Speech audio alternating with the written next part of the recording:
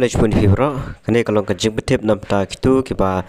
sai sutanat ban mare bat ban nya cycle te kene kade tang nam ta ki Nong West Khathiel district mo umsha ki bana ba district te kan don ka open category cycling ka balong 7.5 kilometer bat ka run men and women as part of National Sports Day 2023 on the 25 August 2023 at 6 a.m. starting from the office of the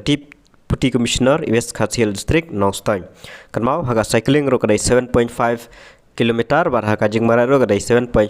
kilometer kaju karut kan sedang main po DC office lech chapo mayaban ton mayaban son phai biang sha DC office kan an sha tang nai ba po West Khathiel District kiba kwa ban shimanta salech chapo office DC office during office hour from 23rd August 2023 till 25 August 2023 before 6 a.m. Hadu ketukasni magaris kandai arpsan August tekan sya hadu ketukasni ban register yelde 6 ta kini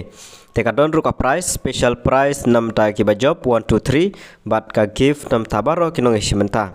gift item will be given to all the participants who complete the run and race ki ba pendep ya run negaris and ayaki the gift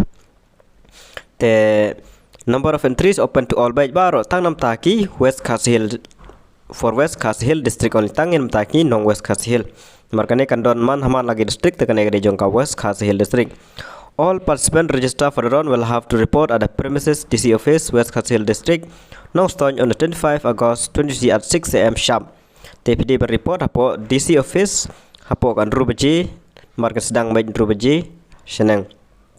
Tekitu kiba kwa bana shimta nam taga cycle nam taga jumare selej register yalde lane hak taga por makam ka race pakai jumare kan deh arp santarik August te cyclist kila bande gino cyclist ru la shabe ya baro kiba kwa bana shimta te wanam ong bangam don ka cycle ka ba khamrem da ka ba khamha nam sha an re insha be ya baro ki jaj cycle itangi jumtip kulesh bun